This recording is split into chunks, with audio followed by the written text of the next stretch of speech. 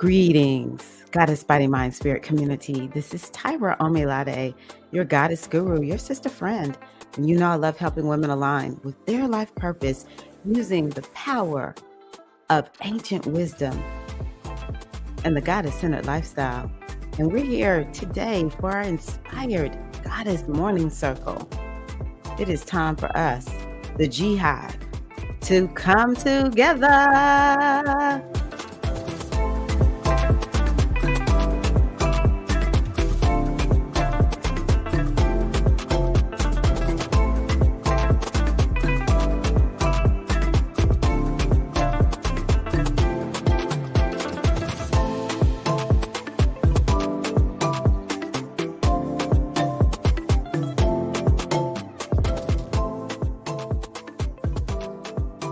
Good morning. How is everyone doing? Glad to be here. Glad to return. Just got back from Mexico. And being the Taurus moon that I am, I love everything to be the same. So I'm like having to recalibrate my whole being. I was like, no matter what, I'm going live today because this is a part of my routine. I need to see you all. I need to connect with you all. And it helps me to get back to myself after being away. Oh, yeah. Good morning. How is Ocean Kimmy? Eileen Sophia. Hey, Jasmine. Good morning. Welcome. Wealth Rising. Wealth Rising. How are you, Keita May? Hello, Mystic Storm. So happy that you are here. Mystic Storm been cranking out some videos. Y'all need to check her out. Hello, Goddess Courtney. Good morning. Thank you. Thank you so much. Thank you so much. Glad to be back. Oh my gosh. So today's March 22nd. Am I glowing? Because I don't feel like I'm glowing. I'm so tired. Let me stop this music real quick. Un momento. So, I am telling you, this trip has me thrown for like a loop, baby. And part of the reason is because I went out of town the previous 2 weeks. The first weekend in March, I went to visit my younger son. I told my kids, I just need to see y'all for my birthday. And he couldn't go with us to visit my older son. So I went up and visited with him. First weekend of March, my birthday weekend, I was with my older son in South Carolina. My husband and I made a trip over to South Carolina and visited him. So I was like, oh crap, I didn't anticipate going out of town those 2 weekends prior to this trip. But then I went to Mexico and I don't know. One of the things that I wrote down, I recently was in somebody else's circle, and she had us writing down like things we needed to release and let go of. And I wrote down like overcommitting myself and overworking. Because what I did was I said I wanted to join a summit. I want to be a summit speaker, something I've wanted to do for a while. And I got the opportunity, but I had to get everything in before I left. And then when I came back, it's like I have to start talking about the summit, which I'm going to talk to y'all about that in a minute. On top of, like this trip would have been different. I didn't exactly know that I would have opened spiritual aspirant doors right, leading up to it going on this trip, because I just didn't have everything like totally mapped out. And the great Pisces that I am, Pisces, we're not going to have everything mapped out because the spirit is just going to take care of it, right? Well, then that leaves Pisces. We be scrambling. By the way, happy Aries season. Happy birthday. Happy New Year to all the Aries. I don't know if Latoya is here. Sometimes she watches the replay if she's not here live. I saw her make a post yesterday that said something like, move over Pisces, it's Aries. season. I was like, I can't even say nothing. I can't even say nothing because I acted up when it was my season. So I'm like, all right, Aries, y'all go on ahead and be your big, bodacious, wonderful, just gorgeous, amazing, sexy selves. Okay. So yeah, happy Aries season. Happy new moon. Aries new moon. Whoa. That new moon, I wrote about it in on some of my posts. If you haven't seen it, if you are in my group, I put it there. If you are here on my YouTube channel on the community tab. Also, I put it on Instagram and Facebook. So yeah, if you haven't seen it, check it out. I wrote a little bit about it. I might go over to just a little bit today also, but happy new moon. This is a very, very important new moon. I cannot overstate how important this new moon is.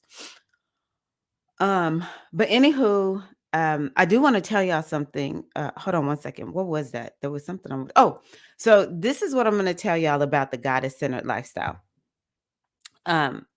Because it became very apparent to me. First of all, I want to take y'all back a little bit. I remember one time I had gotten fed up with people loving the fact that I'm so good with being online, which I'm above average, but other people can run circles around me.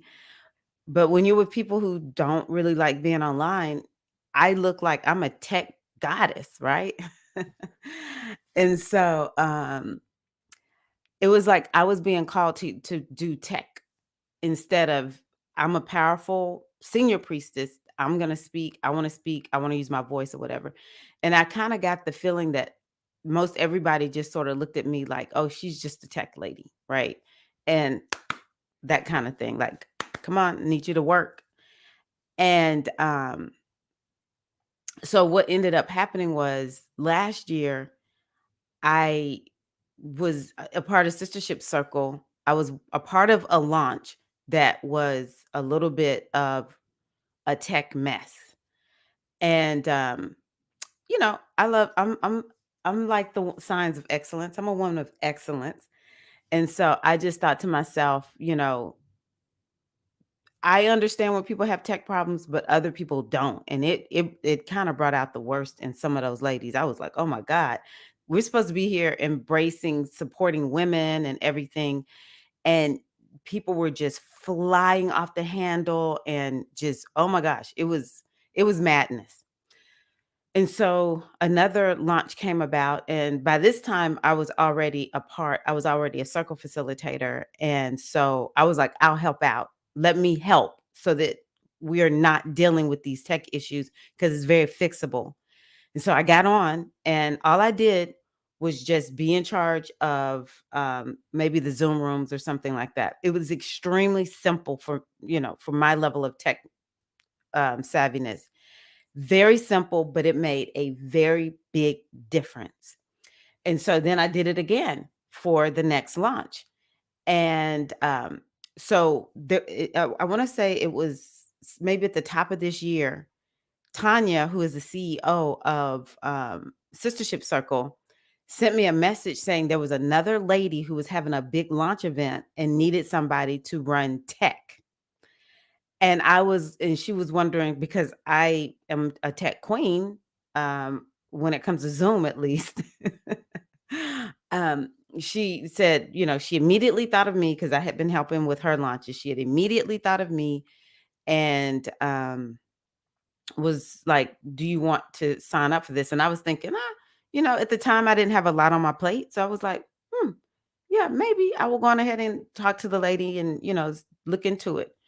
Well, my oracle, when I did a reading, because a lot of times before I start doing something, so this is part of the learning that I want y'all to pick up from this.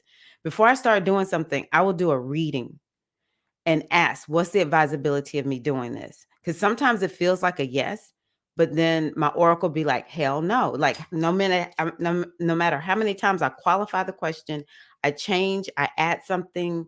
It's like, well, maybe I need to think this way and I'll do this and, I'll get a yes. And sometimes that works, but sometimes it's just like emphatically, no, no, no, no. And one thing that had happened was the lady was like, we might need you to do some light editing of the video for the day, and it was going to be like several days. It wasn't just one day, it was several days light editing. That is what really kind of like made me feel like this is becoming like a hard no, because I'm gonna be on here with you 7 hours and then I'm gonna have to lightly edit a video. I just was like, you know what, not doing it. It was probably January or something like that, and I was like, I'm not doing it. And so immediately I found someone else well, no, I told her, thought I could do it, but not doing it. It's a no. Because I had started moving into the process of taking this on. And what went through my mind is, you don't want to be known as the tech queen. And yet here you are getting ready to assist somebody in her launch again, doing Zoom. And so, all these years ago, you didn't want to be known as the tech queen. And now here you are setting yourself up for the same thing, just with different people. So I was feeling uncomfortable. And then my oracle kept saying, no, don't do it. And it was like the worst kind of no I can get from my oracle. And so I just told the lady, boom, like I made a decision. I was very Aries like in that moment, not doing it. And she said, do you know someone else? So I sent her a VA who I know. So check this VA out. Maybe she'll do it for you or whatever. So when March 6th came, because it was around March the 6th, the 7th, the 8th, it was something around that day. I thought, I now see why my oracle said, H to the no, you not doing this. Because number one, I had just launched my SAI. If I was working with that other lady to help with her launch, then I don't even know if I would have launched the spiritual aspirant initiation when I did, because I would have been caught up in something else energetically. Then I got to go see that one son, because my younger son couldn't go with us to go see my older son. And I said, now I see why my oracle said no, even though I couldn't see it at that point. My oracle said no, and I went with it. And the same thing happened this last week. There's a coach who I've been really wanting to work with, and she opened her program up. It was like half off. And I was like, oh my gosh, I've been waiting to work with her at a price that I can afford. No matter how many times I tell y'all, I probably asked 10 times because I so badly want to be in the program. It kept saying no. And I was like, "Ugh, I can't figure out why." And then I got another email. Oh, it's still open. I was like, oh, well, let me ask. This was yesterday. Let me ask again. Well, last night, now that I'm coming back online in my life, I started looking at all the emails, because How to Lead Circle is launching. That's the women's facilitator certification that I went through. It opened, and I'm in trainee mode. I'm gonna like all these emails that I got, and it's all these things I'm gonna have to do, like send some emails out, and we're gonna get started next week. And then, of course, I got my own, initiation that I have that I'm in charge of, the spiritual aspirant initiation.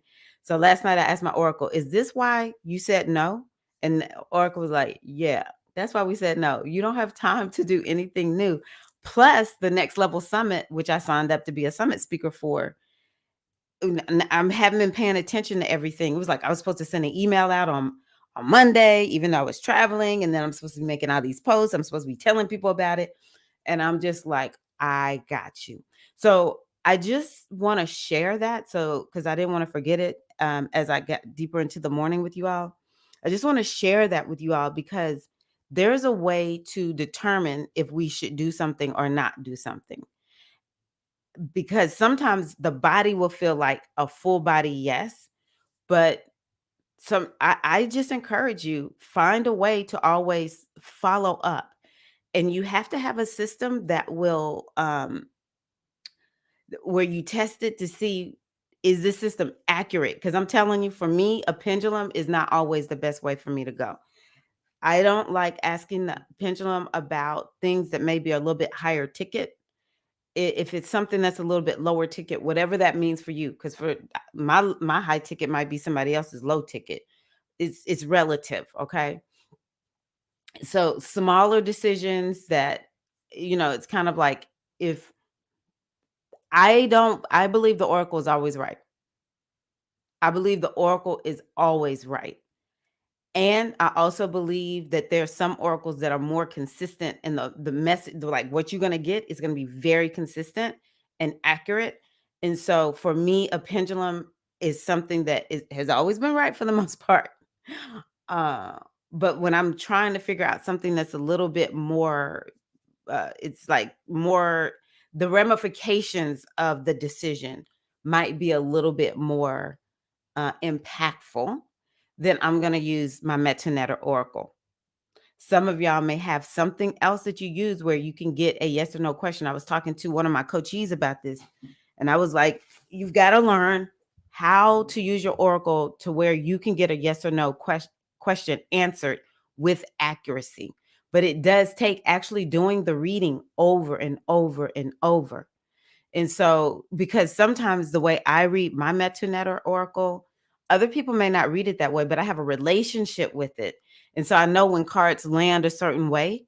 I know when it's like a for sure no. And sometimes I know when it's more of like, this is, you got to think about something else. It keeps saying no because it wants you to think about something else. It's not a definite no, but something's missing. Maybe the person's not thinking about something, or they just need to get more specific in what they're asking, something like that. Okay. So I do encourage y'all to, that's part of the goddess centered lifestyle. It is using oracles to determine what you need to do. I do believe in that body. I do believe in the oracle. We are the oracle. And there's nothing wrong with following up. Even if you have somebody who you trust who does readings, if you can get them just to do one reading, like if you need a quick reading, but it's something big, then I encourage you to go to that person and say, hey, this is what I'm feeling. What does the oracle say? Or maybe get your astrology looked at. What does the astrology say? All right. So no, I can tell you right now, Jasmine, if you have that, where is my deck? I don't know where it is. If you have an oracle deck that has different spreads, you can begin to use those spreads. You can begin to use those spreads to get yes or no questions. That was one of the things that I talked to one of my coaches about recently. And I said, show me the spreads in your deck. And once I saw all the spreads in her deck, I was like, this is the spread to use to get a yes or no answer. Or how do you understand which direction to go in? And you definitely need an oracle deck that has the light and the dark in it. So the African Goddess Rising deck is one that you can use. And these are, let me tell y'all, this is something else that I do. I've been working, y'all. I'm sorry, I got all kinds of stuff on my desk.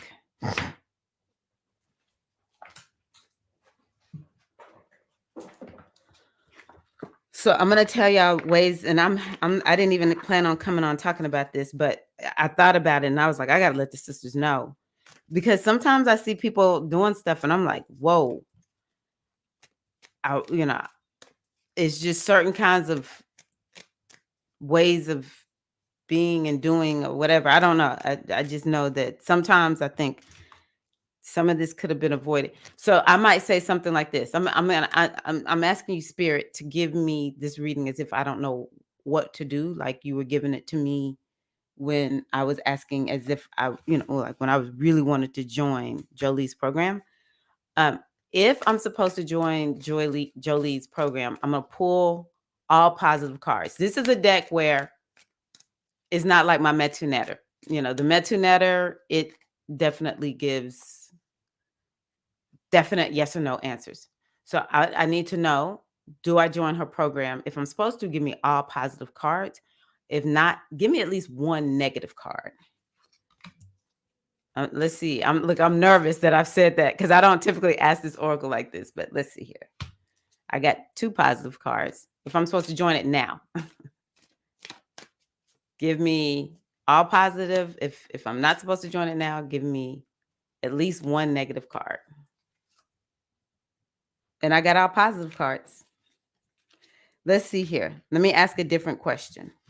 That's one way that I asked my Metunetta oracle. I don't have a relationship with this oracle like that. And to be honest with you, it wasn't like a definite no. It was like a very mixed up answer. and I got so like, I don't know if I should do this, that I finally just said, if I can't figure it out a yes, then I'm just not gonna do it. Okay, so Oracle, what's the advisability of me joining that program, Jolie? Mhm. Now, what's the advisability of me? Do you see how I'm qualifying it? What's the advisability of me joining the program with her now? So when I add it now, that's when I got the negative card. And it's just like like I said, I got two positive cards. I perceive them as positive. Number one, they're both Yemonja. So eventually I'm gonna join her program, right?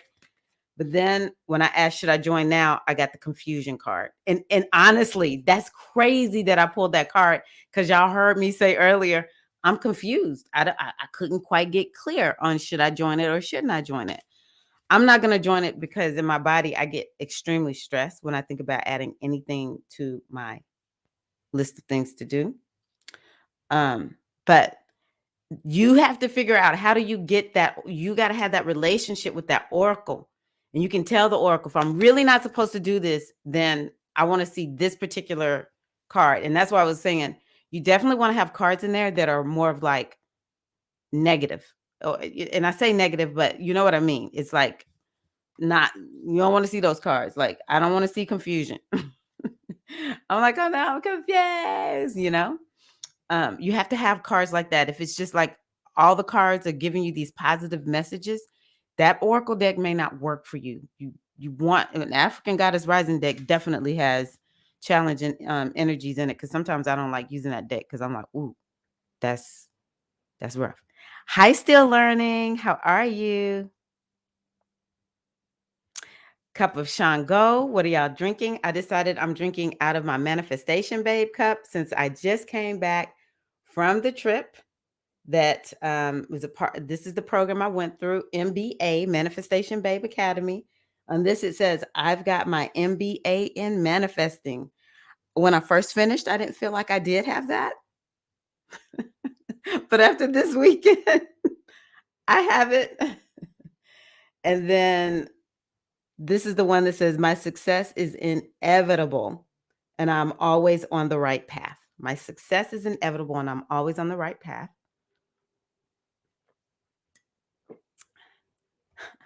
Look, Felicia, if you see this, Jasmine is like, where's Felicia? Yes, this is her season. And she spoke last night. We had an SAI gathering. Man, I said, y'all, right there, we had the Queen of Aries speak. We got our message for this evening. I said, "Ooh, look at the Aries just coming through, showing up with all this hot wisdom." Greetings, Queen Larissa. Welcome. Let's see here. Yay. Yes, I agree. I love y'all so much. I really do. It was so easy to log on. I typically, it's like, oh, I don't want to do anything. I don't want to be with anybody. But I was like, oh, shoot, I'm logging on today. Yes. Yes. No, you're not the only one. I thought no to a situation, but when I consulted my guides, they said yes to part of it and no to the other. See, this is why it's important. I believe in having some physical object that you can use, and people get nervous with that pendulum. Okay, let me just pause it for a minute because I'm gonna come back, Jasmine. Morgan. I want to just show this to you all really quickly.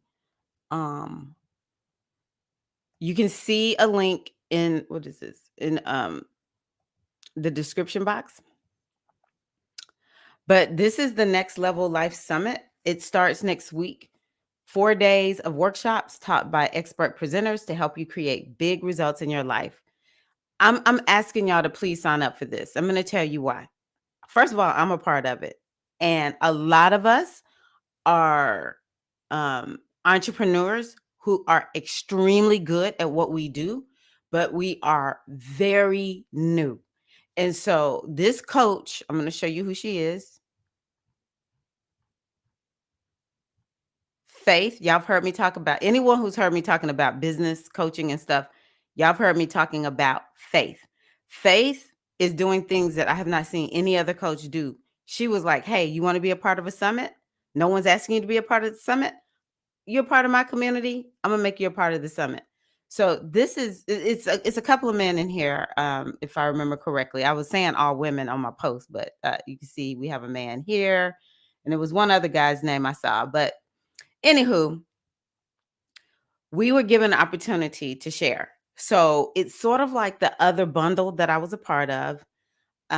It's a mix. It might be some stuff with business, health and fitness, um, DIY, crafting, self-care, spiritual and lifestyle tips, all kinds of things. It costs nothing. The link is in my description box. And all of it is designed, right around this time, people are kind of falling off whatever new year high we were on. So it's like a refresher. It'll help you to get freshened up. And you're once you sign up, when all the videos start dropping, then you get to watch each video. Very short and sweet and concise. I had to push myself. I had to actually record twice. Y'all know I'm a talker. So I had to record twice to get my presentations to 20 minutes. And what did I talk about? I talked about astrology. I'm gonna be honest with y'all. I don't remember exactly what I talked about, but it was something very narrow in terms of the astrology. There is a VIP that if you sign up and you want to buy everything and keep everything, the VIP is there to you can pay $49 and you get the VIP. Let's see here. Is there anything else I want to tell you? So yeah, it's varied. I love this that she's talking about. What do you do after you 50? I was like, oh my gosh, that is so me. If you want to learn something about crafting, several ladies were doing something about the mindset. There's things about food, sewing. Oh, she is on here, Jackie. I did not see her something. Anywho, and then here I am. Here I am. The power of astrology for modern women. Y'all already know. Y'all already know. Okay, so I want to come back. Please sign up. Please sign up. Thank you. Thank you. Thank you.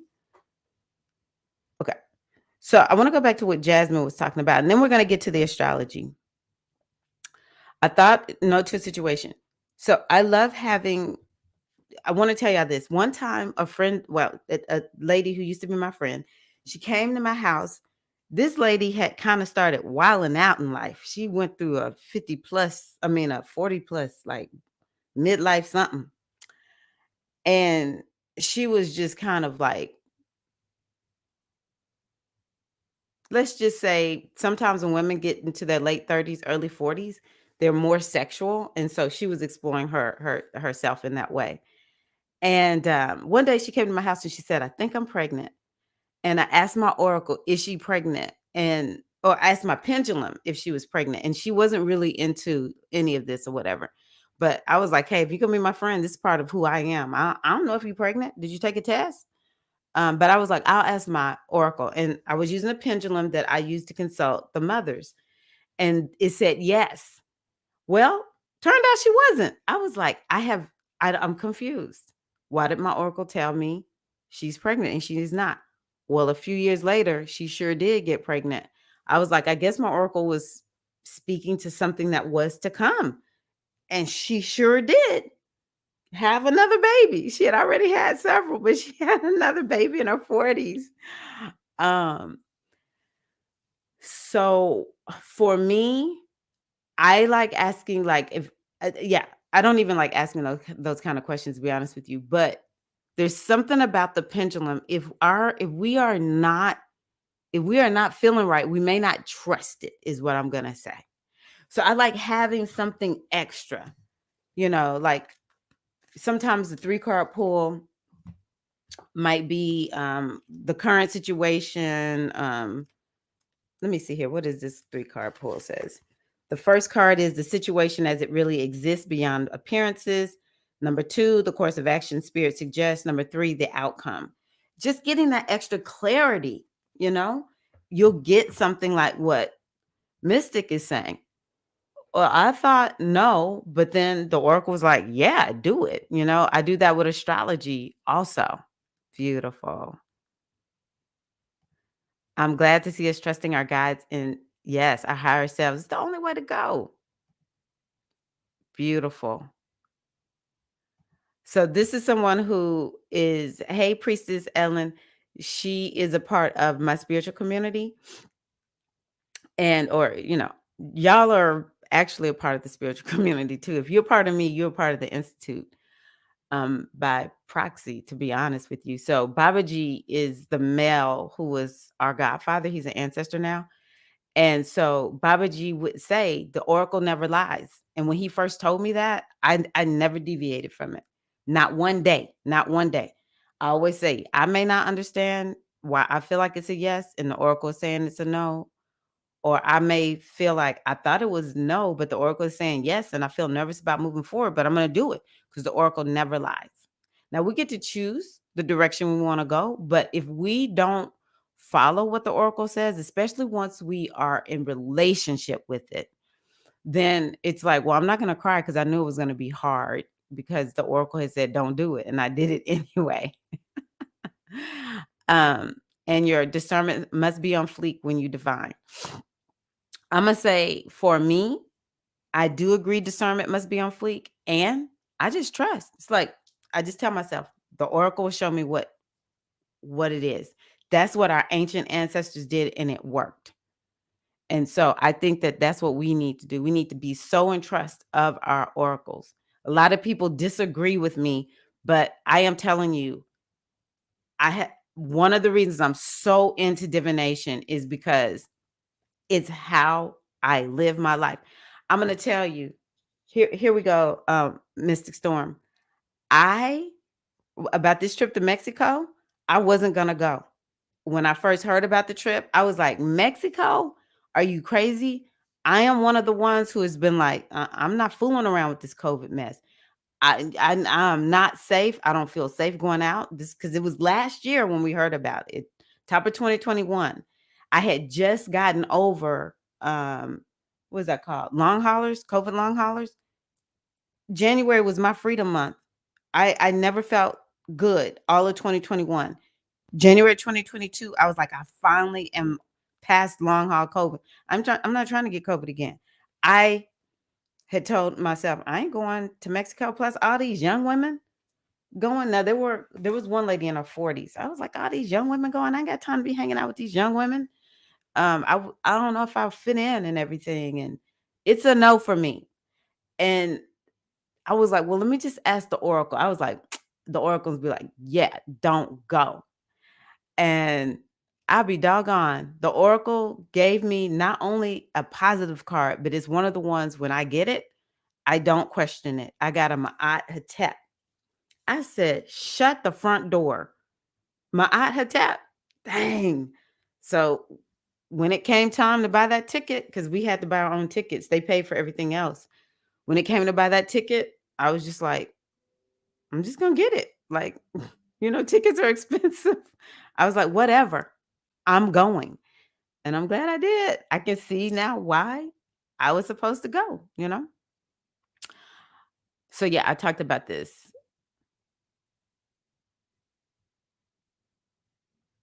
Yes. So I think that divination, honestly, is something that you have to just keep using your oracle, and eventually you're going to develop your own relationship. It's kind of like you'll come up with your own spreads and everything because your guides, you'll be like, okay, guide, just like I showed y'all, should I join this program now? Because sometimes it's the question. All right. You got to ask the right question. 4 calorie shells, love them. Yes, yes, yes. Mm-hmm. Yep. But the fact that you're even using cards, Jasmine, great. Ah, Navigating the present moment is enough. Once you master that, your intuition often eventually projects into future in time. Yes. Nope, it makes sense. It makes sense. Hi, Catherine. How are you? Welcome. Alafia. Yes. Use any deck that has both light and dark. Okay. Yeah, you and me both. Welcome. I used to be confused, but I found that I had to focus on the question and relax. I agree with that, Rasta Pablo. Focus on the question and relax when reading the answer. That is so good. And I know that Jasmine is a seems like I remember this, Jasmine. Are you a Cancerian moon? Um that is, to me, that's bringing Yemanjá into the reading. And that, I think, is when I was saying I trust it. That's that Yemanjá energy. I just relax, and it's like something comes up. Sometimes it's very clear. Two negative cards. Okay. I don't need to think about it. Unless it felt like a full body yes, then I might say, okay, maybe there's something I really need to think about this before I move forward. And if I can come up with something, then I'll come back to the oracle. If I still am getting negative, then it's like I'm just gonna let it go. No matter how much I want it, I'm gonna let it go. But sometimes the qualifying question and scenario that comes as a result makes it better. It makes it a better situation. And just like with Jolie, I want to be in her program, but now is not the time. So I love that.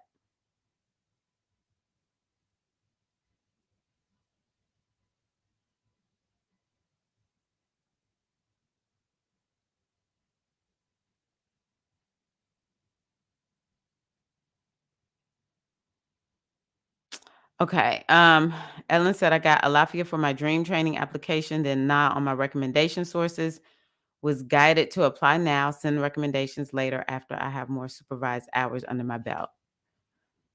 And I bet you that made a difference for you in some way. All right, Mystic Storm is drinking water and herbal tea. Oh, yay! Woohoo! I just want to make sure my people sign up because Faith is like, hey, I'm doing y'all this favor. Y'all need to make sure y'all let folks know. Sign up. Thank you.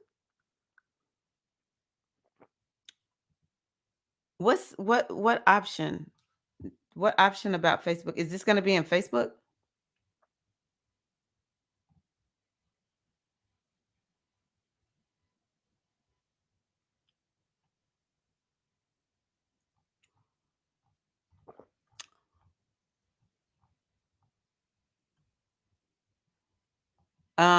I hate to say it, but I didn't even. Oh, Facebook. Yeah, no, there's no other option. Unless maybe you buy, but you won't know. You won't know it's there if you want to buy it because they're going to give everybody access. I can ask her, is there something, but I doubt it. I doubt they'll move it. Um, she uses Facebook for everything. Farida, hello. Okay. Yay. I hope you have a wonderful day at classes, Larissa. Let's see here. Um, Thank you for being here. Yes, I love it. I have it on the side. I'm kind of wearing this as my Yemanjai day because I needed a Yemanjai day. So I decided Ocean Kimmy made this one right here. Yeah. Okay. Yes. Good morning.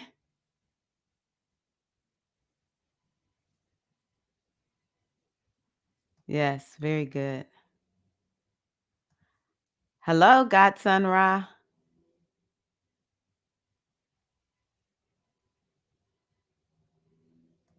Okay, that is so good. That is very good, Rasta Pablo. Journal the question and your card spread. It helps you to create clarity. Very, very good. Yeah, I thought you were Cancer moon. I don't know how I remember certain things because there's a lot of stuff I don't remember. Okay, so let's pull up.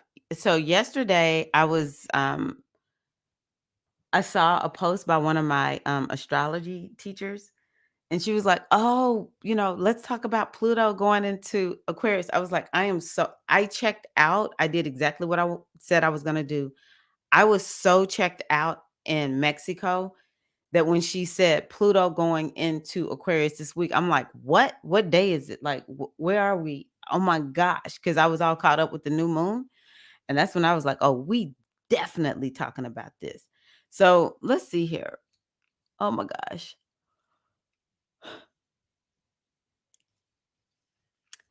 Yeah, we've had a nice week. A lot of, we call it ingresses. Let me see. Can y'all see this?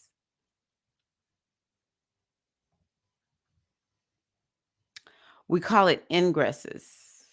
Yeah. Okay. Um, so Mercury in Aries on Sunday, Sun in Aries on Monday. Okay. Pluto in Aquarius on Thursday. Mars in Cancer on oh my gosh, I'm so grateful. Even though Mars is not the best in Cancer, Mars in Gemini has whooped us. A lot of the Geminis have just been like, it's been so hard. Yeah, Mars in Gemini. My God. But Mars is moving into Cancer. So when we have ingresses, it totally changes the energy. Like it's like a whole new way of thinking, being, feeling. So Mercury went into Aries on um, Sunday, and that changes the mind because Aries is the mind. It also kind of changes maybe traveling and stuff like that. But Mercury going into Aries, it changes what we're thinking about and what we're talking about. And so Aries has to do with the body. Aries has to do with new beginnings. It has to do with action, energy, movement, passion. It could be a warrior energy. So it could be, people are feeling like, I'm going to fight for my rights. Like you are a warrior for something that you really believe in, or you're standing up for yourself. Or it could be um, arguments. We just find that people are arguing more, or their words become sharp because Mercury is communication, and our minds will click faster, and we may be more likely to take risks. Think about, like, I'm just going to do it, and do it without thinking about it. Mercury is the mind. So it changes the way we think when Mercury moves into a new sign. So our thoughts and what we've been focused on, all the Pisces laid back energy, a lot of us won't be feeling like that anymore. We'll be like, it's time to go. Let's get up. Let's move, right? And then Sun and Aries. What is the sun? It's brilliance, it's light. So it's going to like really bring into focus all things Aries. Some of us will be feeling like it's a whole new beginning. It's a fresh new start. And it might be we didn't really have any energy at the top of the year, but now all of a sudden, like, come on, it's spring. We're starting to feel like we have energy, even if you're in the southern hemisphere, which I don't really think I have a lot of people here from there. It's still taking you into a new season of Libra. Libra, if y'all notice, the fall a lot of times is extremely busy season. People get so busy in the fall. So no matter where we are in the world, it's like there's like this energy that we'll all kind of feel like we have, because the sun is highlighting Aries, which is energy, action, movement. Um, and it'll help to channel some beautiful creativity because the sun is creative, Aries is creative. So we might feel like, I finally feel like I have some creative juices flowing, or it'll be amplified even more. And it might make us focus more on, like, okay, what were my New Year's resolutions, intentions, goals, whatever you want to call them. Um, and I want to go on ahead and focus on them now, or maybe you're going to be setting them now. Um, it might make you more like,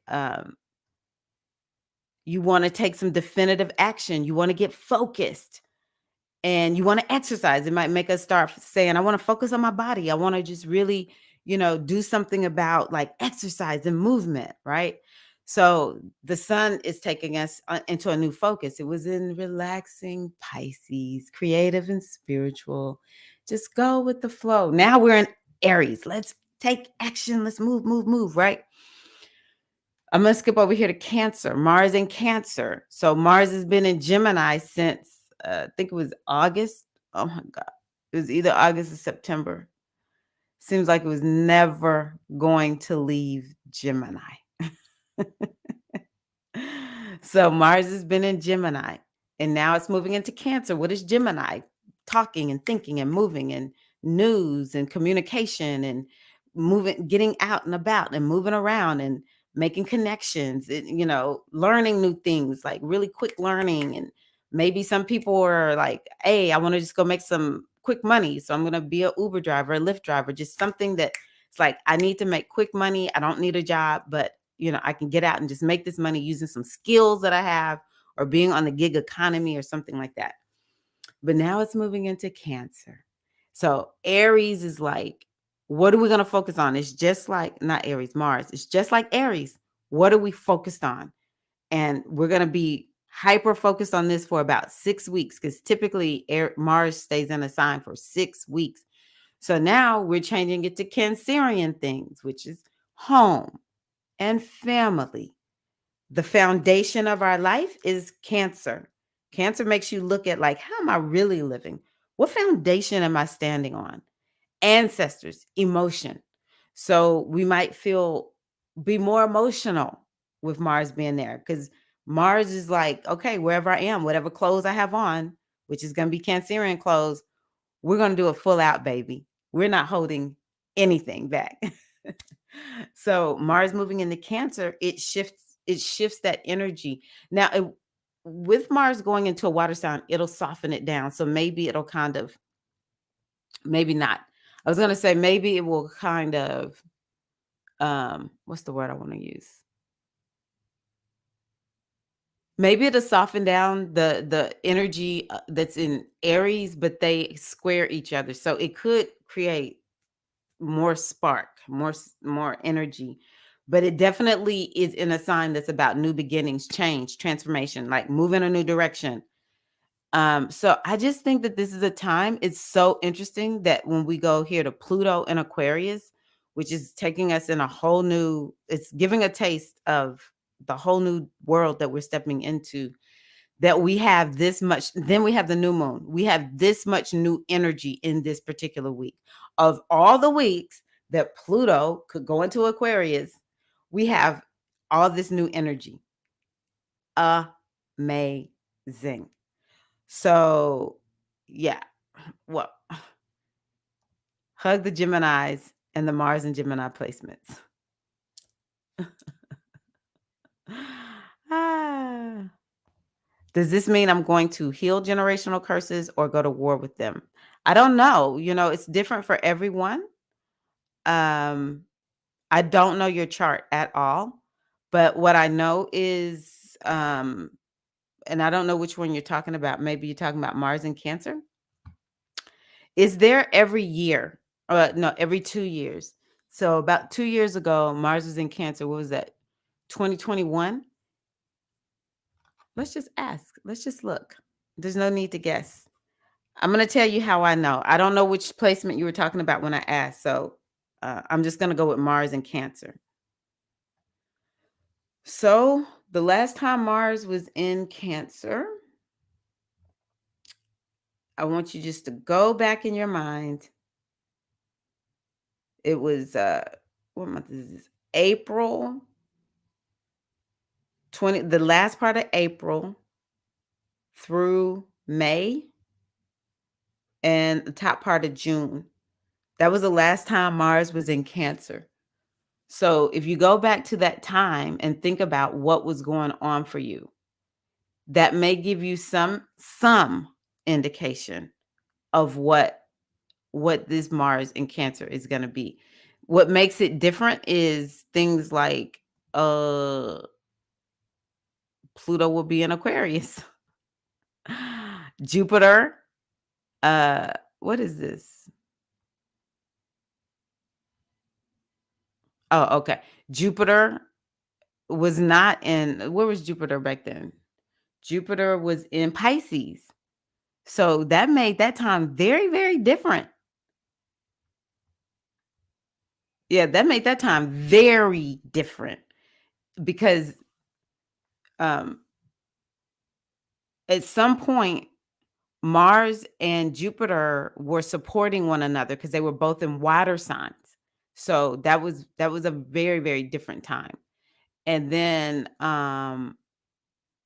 this time they're squaring each other. And so it can make it a little bit more I'm not gonna say explosive, but it's not comfortable. And it's something that's like, hey, change. You need to change and make some you can't stay where you are. Where they are right now, you may not feel like the wind is behind your back. In 2021, we may have felt like the wind was behind our back. In 2022, we may feel like, hey, if I feel like I've been stuck, bouts to get unstuck with that. So it's like where the other planets are will dictate what it's like for that planet when it's in that sign this year.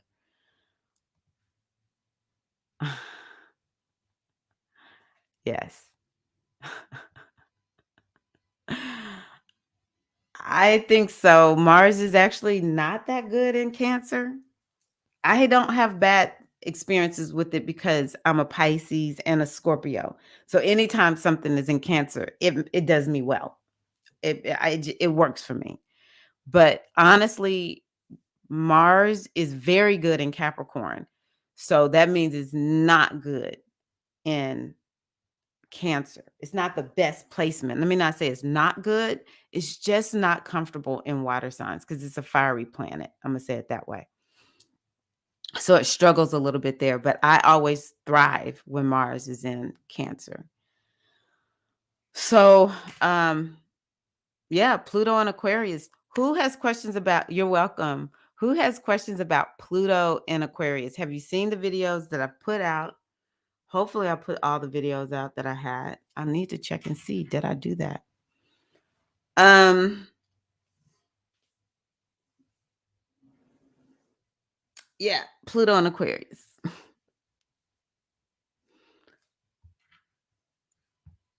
I think what I want to start off by saying is that Pluto is about transformation. Full stop. It's about transformation. It's about radical transformation. And it's also about the resources that are deep, deep within us. And so that's something to remember about whenever wherever Pluto is in your chart. It is creating transformation. And so if you go back, let's do this. Let's do this. Yes, it is a very big deal, Jasmine. Let's do this. I'm just gonna I'll tell you what, I'm gonna help myself out.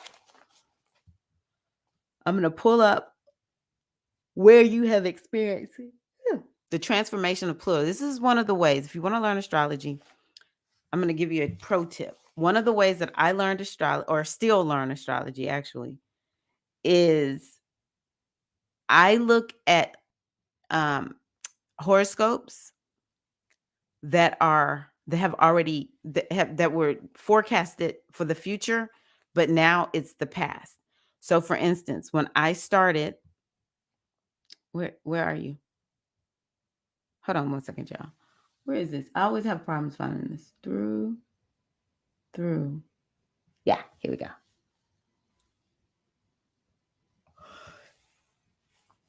Whew.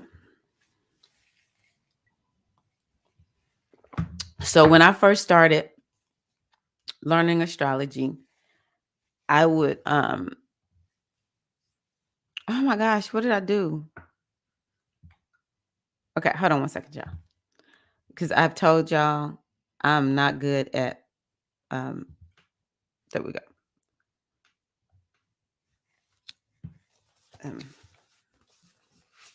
Multitasking.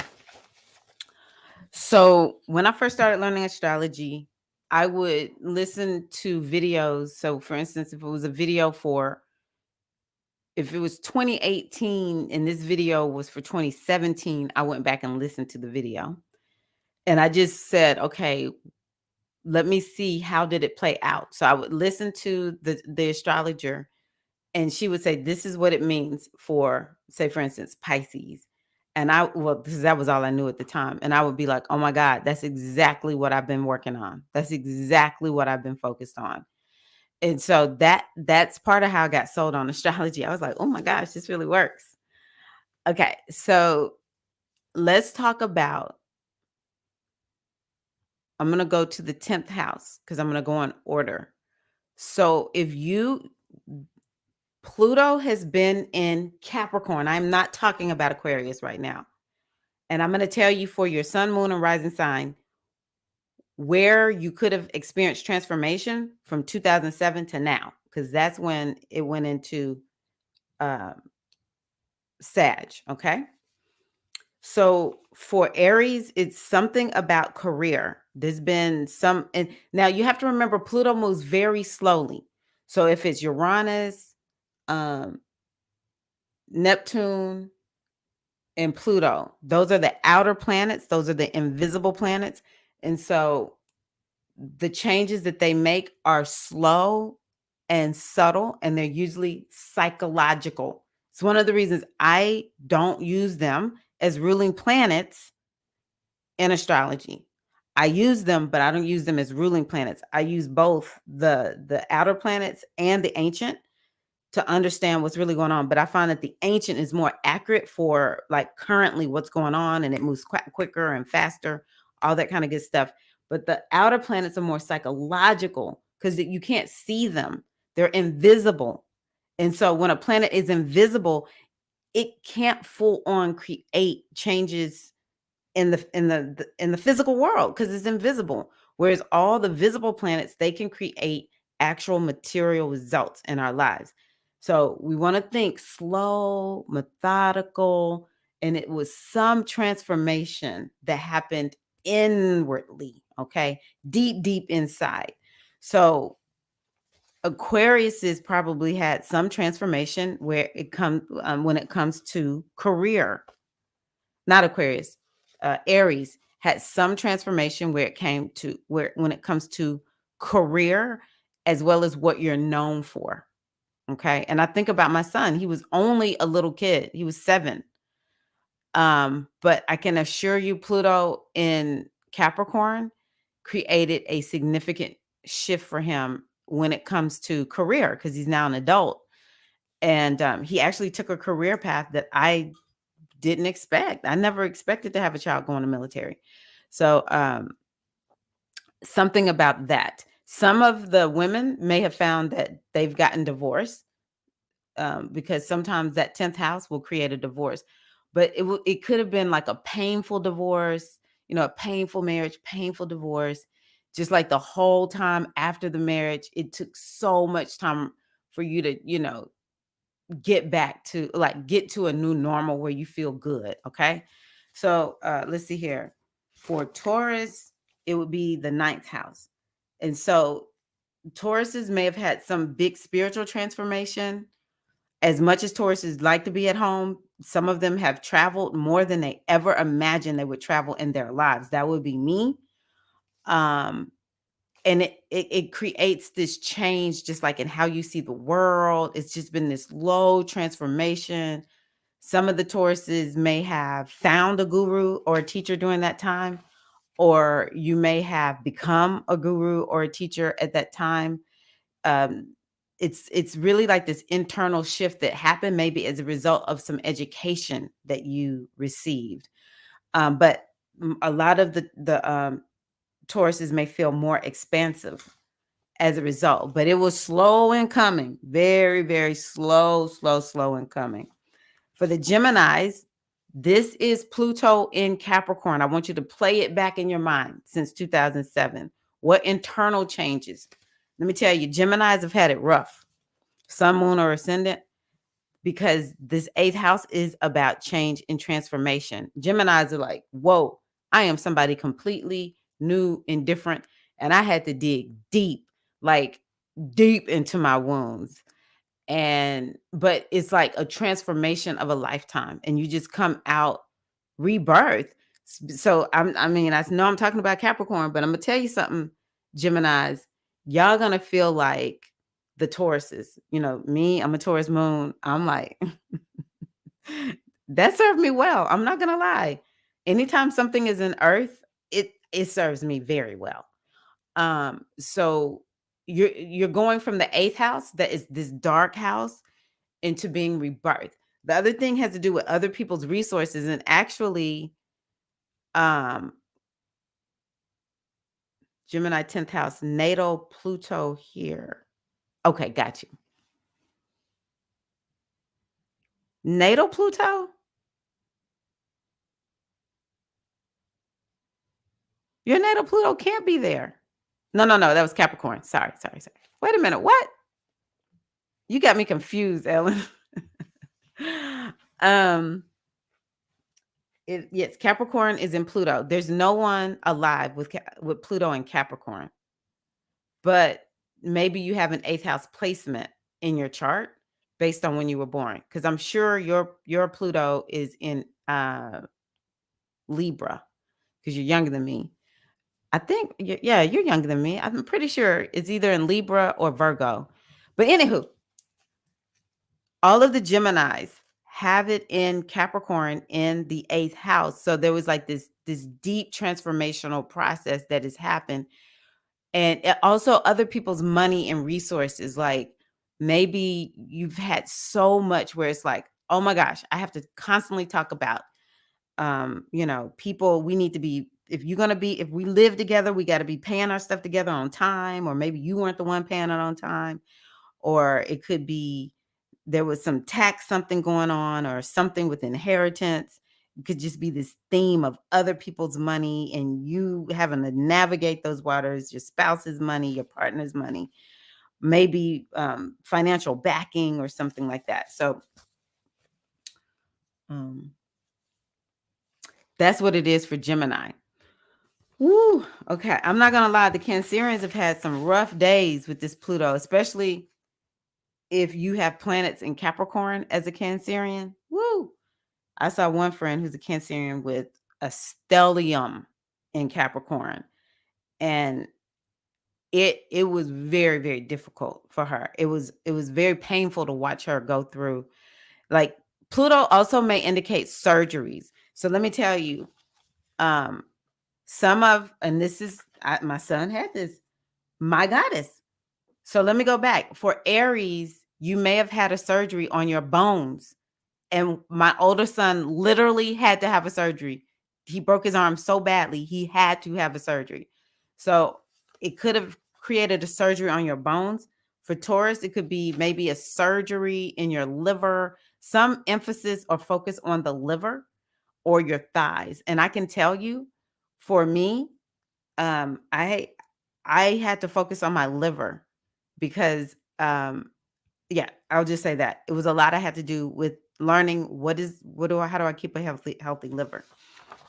For Geminis, let's see here. The eighth house could be something with the womb, the anus, the sex organs, the anus, or the colon. It could have been something, you had surgery there, or it was like, I got to transform my life because this is wrecking me. Now, this one also is psychological. So some of the Geminis actually may have had some really challenging psychological moments where they were like, I feel like I'm going crazy. And actually, I witnessed that with somebody in my life.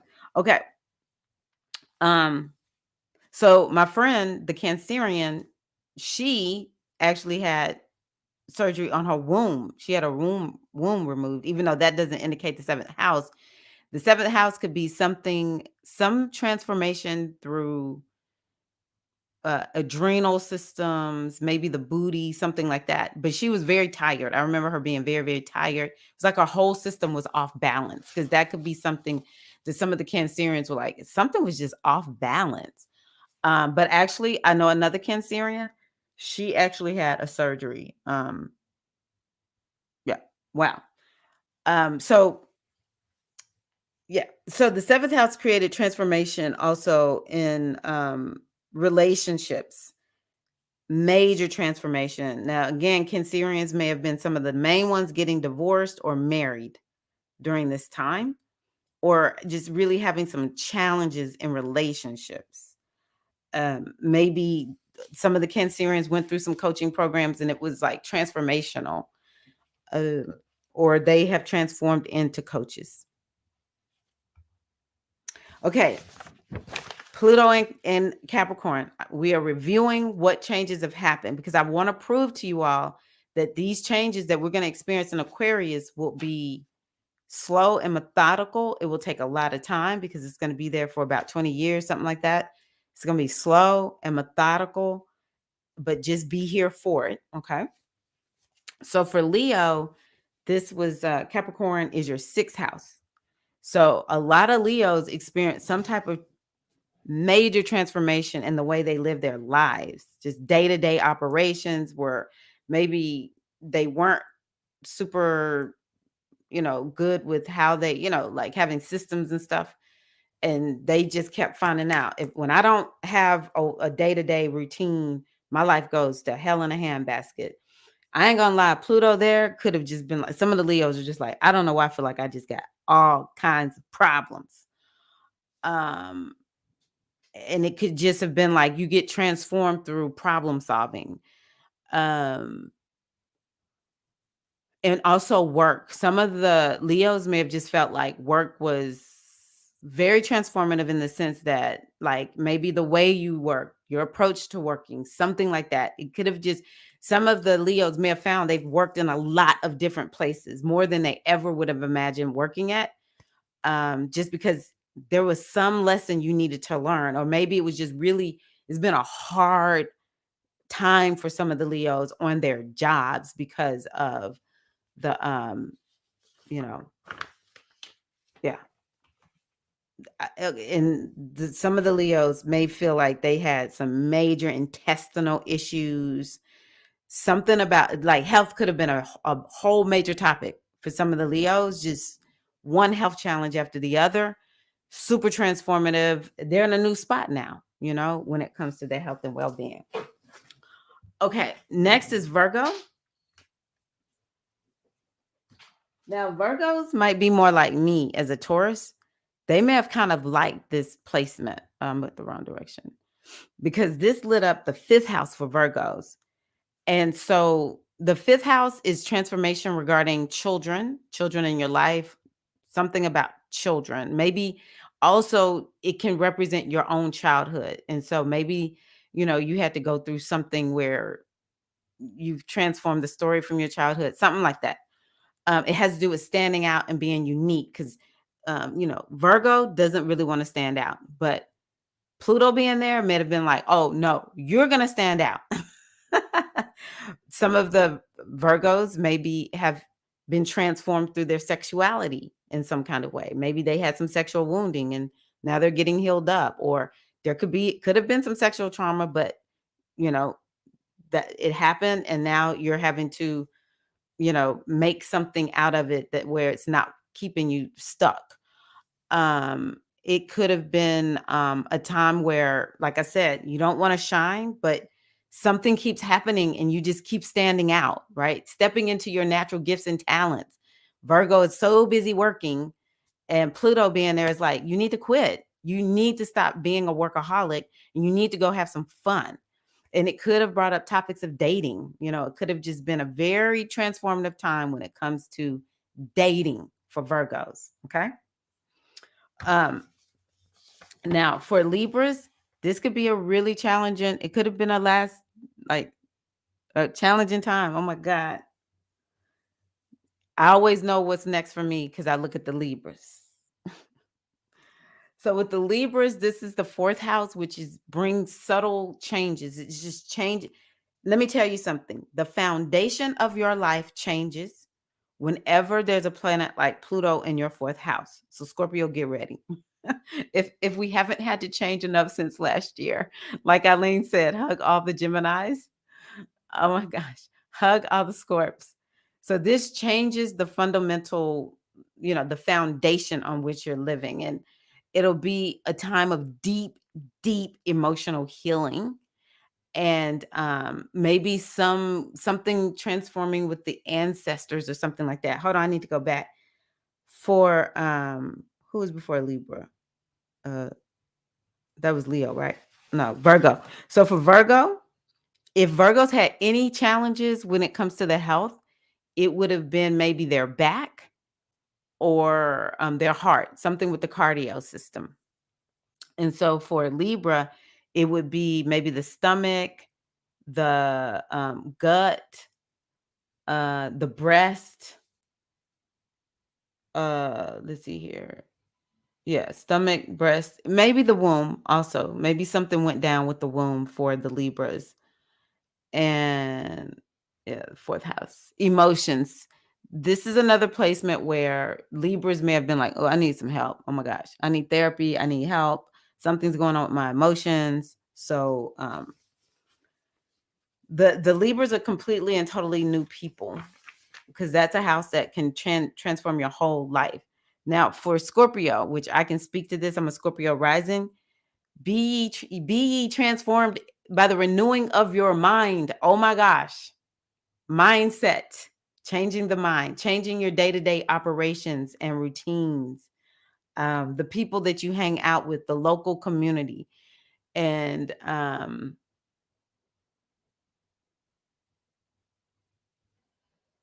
maybe even something with a business, how you network, skills. I can tell you, I have been transformed through taking lots of um, workshops or short courses. I used to do them all the time. And there's this thing that I used to go on all the time called Udemy. I would go on Udemy, and if I wanted to learn something new, I could find it super affordable. And I would go on and I would take the course and, learn the new skills. So, or maybe some of the Scorpios are now teaching new skills. Something about learning and communication. Maybe some of the Scorpios have been forced to speak in a new way and use their voice, be transformed. You didn't speak up, now you're speaking up. Something like that for Scorpios. And the third house is the mind. So the mental health may have been a big topic for Scorpios. And I can tell y'all that is definitely something that I have worked on. And my day-to-day operations with homeschooling, and there have been times when my husband worked away from home. And wow, very, very much on point. Okay, for Sagittarius, this is your second house. And hands down, Sagittarius have learned a lot about personal finance and making their own money. Some of y'all are making more money now. You're making more money than you ever thought you would make. And it took this long to get to that point. Or, you just began to learn. You just got transformed through personal finances. Your self-worth and your self-value has been probably transformed. Let's see here.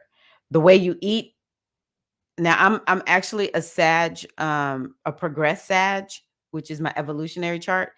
And what that means is I was dealing with this transit, because let me tell you, I have transformed so much in the way that I eat. And it's not so much what I eat, it's like my approach to eating. So that's something with the Sagittarius, is your approach to eating that has changed significantly. I used to be known as the weird vegetarian, and now, it's like, no, I eat the way that my body says to eat. I don't care anything about labels or anything like that. I only listen to my body. Total transformation. There are times when I still go places and folks are like, you're vegetarian, right? No, I'm not. So something with the way you eat may have changed. Your personal, like your way of approaching having personal stuff. Maybe you were a hoarder, and these last, however many years it's been, you're like, This is not working for me. I need to be transformed.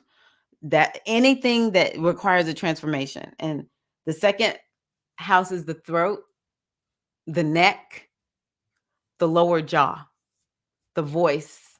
Okay. So some of the Sagittarius out there may have had a lot of stuff going on with their neck, their voice, their throat, or this lower jaw and the lower teeth. Lord, let's just say I got an implant. Okay. Next is Capricorn. So if you're a Capricorn, I can tell you full stop, you totally different now.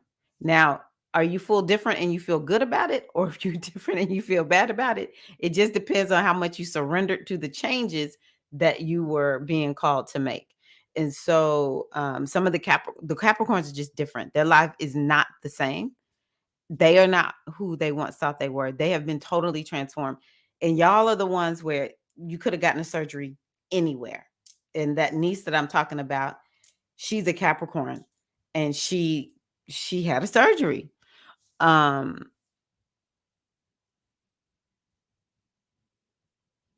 yeah, fundamentally Capricorns are like, I am fundamentally not the same. Life has gone in a whole new direction. And the transformation could have felt a little bit challenging. So Aquarius, if you know Capricorns, you may want to look at what changes did they go through. And what makes it different is, you know, are you surrendering to the changes? That's how I'm looking at it as a Scorpio rising. Yes, it's going to be in my fourth house. Pluto and Aquarius, my fourth house. And I just have told myself I need to be ready to change the foundation of my life, which has been going on anyway. But it's like, let me just relax and just, you know, part of our problem is we don't want to change, but we need to be ready to make these changes. So, yeah, it's not a whole lot to say because all I know is y'all changed. Okay, Aquarius. Aquarius. So for you, the 12th house, some type of spiritual transformation, it was a very internal transformation for the Aquariuses. And you know, Aquarius is not super emotional. It's not I need to back up. Actually, let me see here. Capricorns could have a transformation regarding family, parental something also. I need to say that for Libras. Libras could have experienced some transformation when it comes to the family. The foundation of your family may have shifted and changed. Anywho, coming back to Aquarius, you don't have a lot of emotions and feelings, but this may have made you have to go in deep and tap into something that is less logical and more spiritual in nature. This could have helped to actually spiritualize Aquariuses more and make you more reliant on an unseen being that cannot be quantified by science. And I just have to talk like this. The Aquariuses already know, they understand completely what I'm saying. um, but also something in the subconscious mind, you may have just been able, like, had to make these changes and what's there. Maybe you started learning more about it, making these changes deep, deep inside of yourself.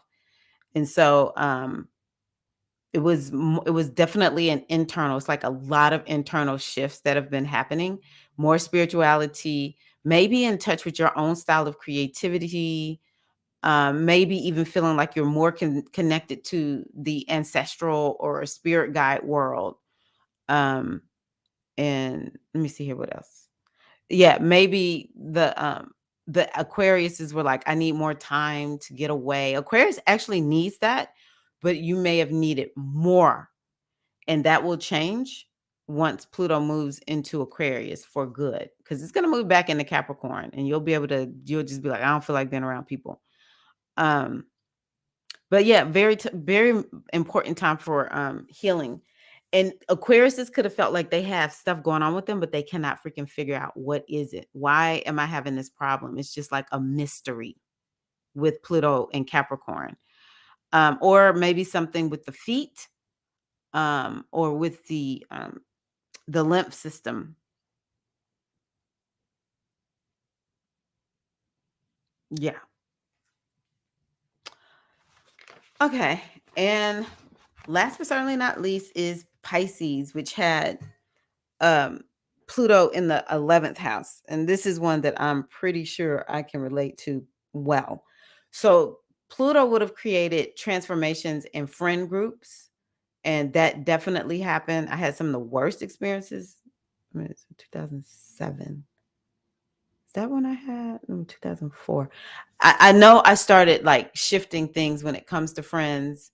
I've had a lot going on with different friend groups, and some of the hardest times of my life has been because of these groups that I'm a part of. And it made me extremely more selective about who I want to hang out with. But, 2007, I don't remember. But I have slowly but surely started building an online community. Um, as yeah. So Pluto there has helped me to make that transformation with building an online community. Um, Using technology, transformation through technology. Maybe you didn't want to use technology, now you use technology. Definitely more goal oriented. Some of the Pisces could have been like, I want to make progress in my life. And how did you grow, evolve, and change through the transformation it took in order to achieve your goals? And Pisces may have like started broadcasting their messages more. If you think about it, we get a lot more spiritual messages being broadcasted. And I certainly started. I launched my first website in 2006, and I certainly started building it and doing all kinds of things. I learned code. This is before we had these great, website platforms now. I had to learn code. So I learned code and built a website in 2007, to be honest with you. Now, Pisces was somebody also who may have had some issues with money, because the 12th house has to do with spending a lot of money. So no, that's the 11th house. Sorry.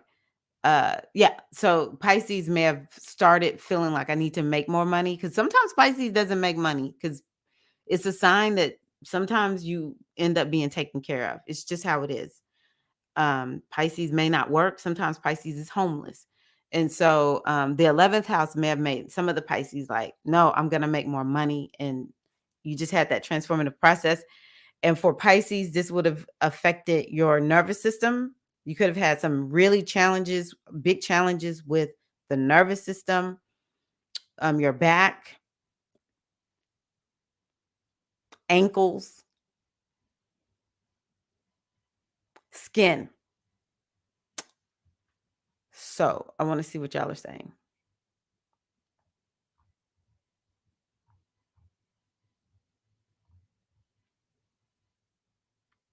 Yes, Pluto and Aquarius is a very big deal. Aquarius is your 7th house, so you're a Leo rising, huh? Okay. Well, I use whole sign, so that's whole sign. You would be Leo rising. Get ready, Rasta Pablo. Hi, Queen Shamika. She's here. Yes, Gemini 10th house, natal Pluto here. Okay. Yeah. Me and Shamika, we are Tauruses. It works.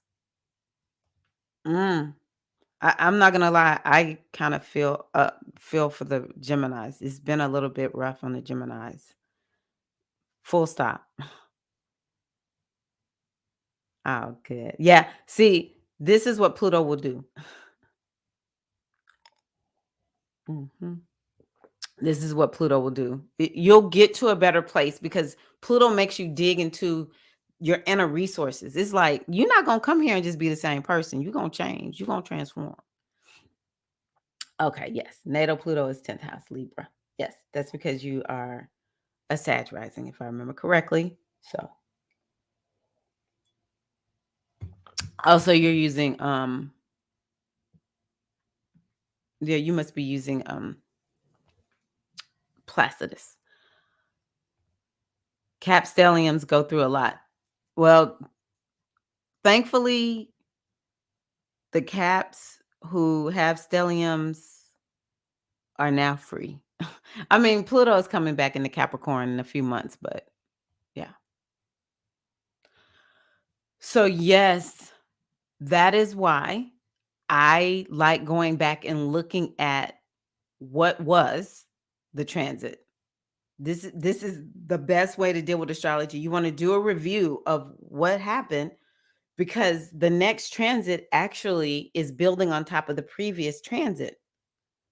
And so, we're now going to go into Pluto, into Aquarius, and it's going to bring up a lot of new stuff that we are now standing on. That's why I was saying it's important for us to not, it's important for us to surrender to whatever it is that we're called to focus on with Pluto. Pluto is the same energy as the goddess Oya.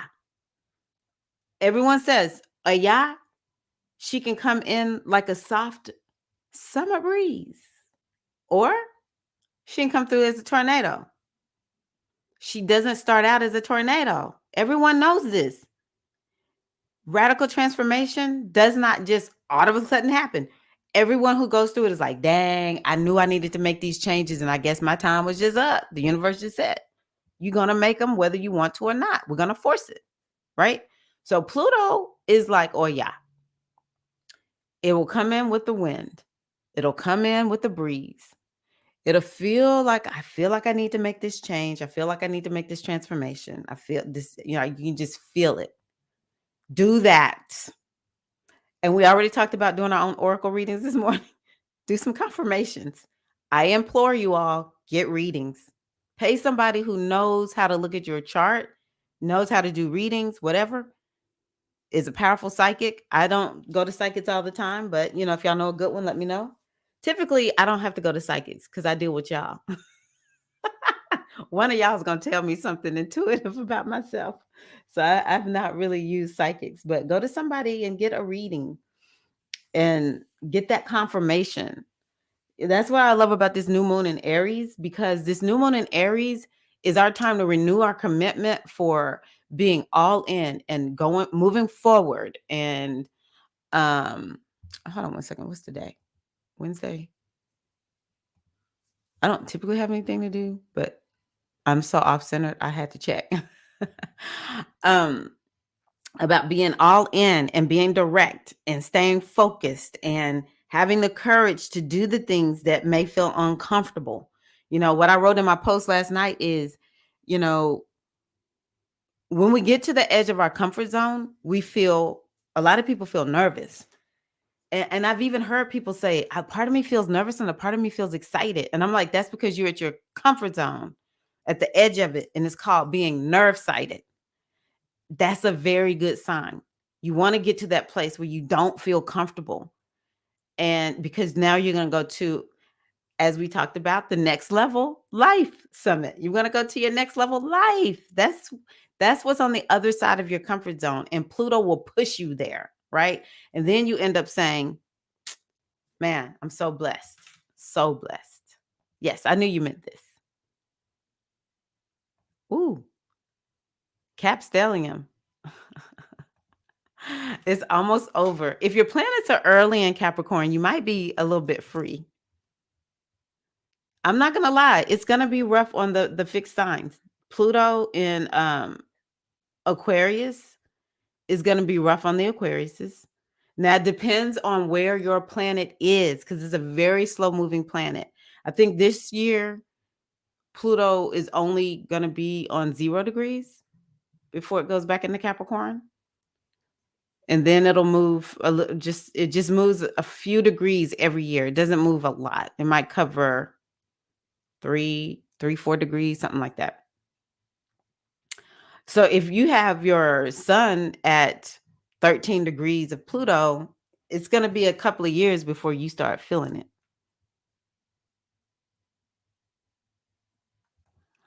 Hey, Natasha. How are you?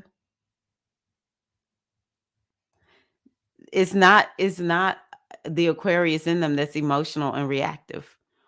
Um, they probably have like Jasmine, uh, um, a moon in a water sign, or their Aquarius might be in a water house. If your Aquarius is in the fourth house, the eighth house, or the 12th house, that could make you a very emotional Aquarius. But most Aquariuses are like, they don't feel nothing. Okay, Leo rising. Yes. I love that. I love that. Grounding. Yeah. How do you ground, Natasha? And for everybody else, how do they ground? Here she is, Latoya. Good morning, Queen. I told them that I saw your post that said, move over Pisces. It's Aries season. And I'm just going to go on ahead and wish you a happy early birthday here. I guess I could wish it to you next week too, but I just happy birthday to all the Aries. I know this is one of the Aries queens. Big year, big year. Mediumship. Yeah. Nice. Hi, Johnny. I know it's you. I know who Radiant Rose is. How are you, Queen? Cutting their hair off to start anew. Welcome, spring equinox. And Johnny's a Capricorn. So she's saying cutting. That's Aries has the machete. She's cutting off her hair. So I love that. Yay! I'm excited for you, Latoya. All my little sisters. Okay, let's just round this out with a reading. Let's just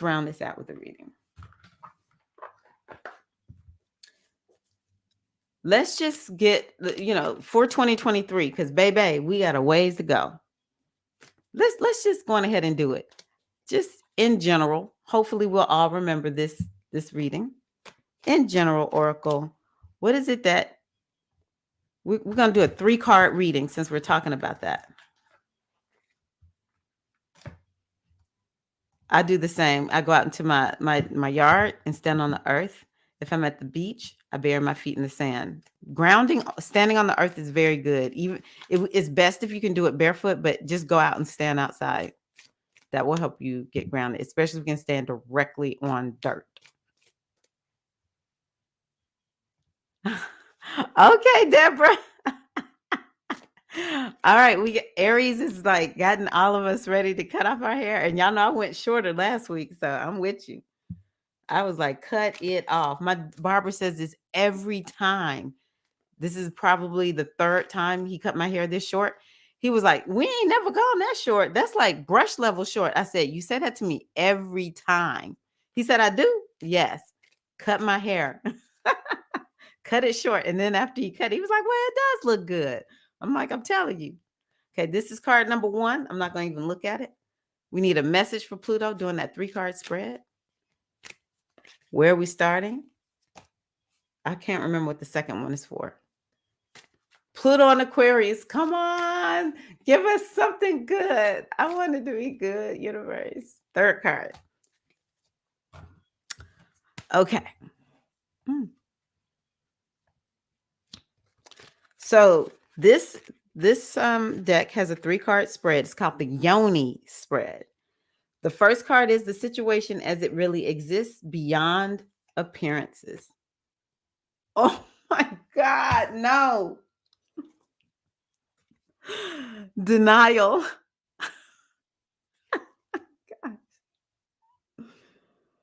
Oh, and of all the astrological indications, Venus in Scorpio. So let's see what this is, y'all. I did not want that. So y'all can see, even with me as a diviner, I'm not sitting up here and try to act like I'm all calm, cool, and collected. When I see a card I don't like, I'm gonna be like, oh no, let me, mama. Okay, let's all breathe. So this is the 7 of Seas, SEAS, and it's about denial. It says a woman lies trance-like in her Egyptian boat in death rite attire. Ooh, this is so Pluto, my goddess. She is shielded from her feelings, numb to her surroundings. 7 snakes watch her, alert to her comatose state, ready to initiate her into the next life. Oh my God. This is a warning card to come alive and feel again. It has an exclamation point. That's why I said it that way. This is a warning card to come alive and feel again. It is time to ask honestly of yourself what you're afraid to heal and what behaviors are keeping you from facing your true feelings. Now is the time to come out of the trance that keeps you in denial, that leads to your death. Show courage and drop your inner shield so that you may listen to the essential messages your heart must tell you. All right, y'all, I need to take a little sippy sip, and y'all can go on ahead and speak to that. Y'all can speak to that if you wanna.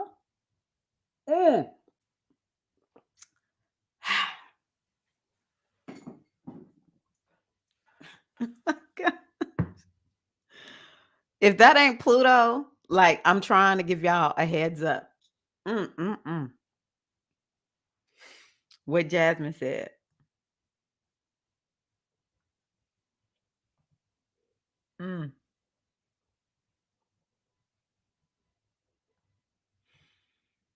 Yes, for grounding. Hugging trees is a good one. Ah, thank you. I appreciate you. I do so well with short hair. Venus in Aries. We're gonna have shorter hair or shaved heads in some way. Ah, yeah, a lot of people are thinking about it. Apparently. Since we all are feeling the newness of cutting off our hair, let's cut that old energy off and begin anew, sending love to you all. Alignment is beautiful. That's because no one was talking about cutting their hair till you showed up, Rose, Radiant Rose. So yeah.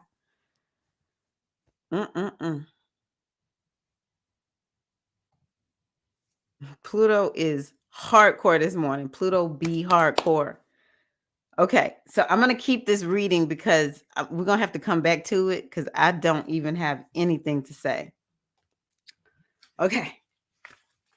This one's a little bit more gentle. So the second card, oh, look at this. The second card is the course of action that spirit suggests. I pulled the balance card. It's a wind card. So look at this. This is water. This is healing. We need to be working on our healing. Or, yeah, we need to be working on our healing and our emotions. Or just, yeah, our inner world. Yeah. And this is air that will help us. The astrology is Moon and Libra. Okay. And it says, 2 flamingos face each other in dynamic balance, bringing stability. Bringing stability and harmony of ideas and factors. They represent peace of mind and mental agreement through their yielded flexibility on land, water, and in the skies. These birds are willing to, these birds are willing to shapeshift, to come to agreement for the good of the whole, surrendering their desire to lead or control. That is so Aquarius. These birds are willing to shapeshift, to come to agreement for the good of the whole, surrendering their desire to lead or control. And the flamingos fly into your cards to teach you the effortless ease through which mental balance can be found when personal agenda is released and all share equally in responsibility for group harmony. That is so Aquarius. Follow their lead in surrendering and yielding to the common ground where balance and peace of mind are found. So it's definitely this energy of agreement, you know, give and take. Aquarius is like everybody is supposed to have the same thing. Everybody deserves to have just, food, clothing, shelter, education, a way to work and make money. It's definitely a sign. I think someone mentioned this earlier where it's about the collective. And see, Pluto is about the collective. It's a generational planet, and Aquarius is about the collective. And so for us, one of the best things we can do is what are your gifts and talents, and how can you use them to make the world better? So what we need to stop doing is shrinking, and we need to say, this is what I was born to bring to the world, and we need to make that happen. Okay. That one felt a little bit better. So let's see here.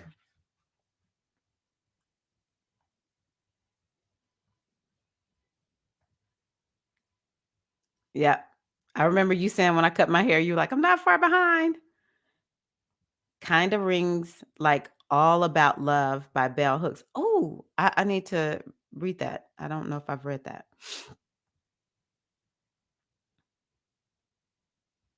Yeah, I want to move, but it's not possible for me. Love that.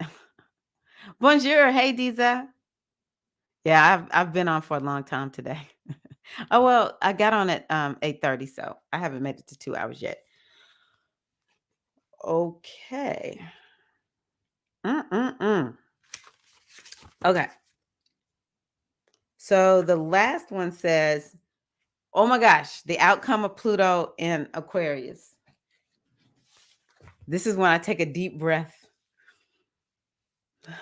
And I'm going to say we live in a multidimensional universe. And so this is the outcome where we stand today. But if we all get on board with that second card, we can create any outcome we don't want. If it's a card I don't like, that's what I'm saying. But if it's a card I like, I'm like, woohoo. So the outcome. Oh, so grateful. Oh, so grateful. Gaia. And the ones that are purple, they're the major arcana for this tarot deck. And this is the highest card. This is the like it doesn't go past this one, 21. This is what we're going to get because of Pluto in Aquarius. Oh my gosh, thank you, mothers. I'm so grateful. Oh my goddess. Oof.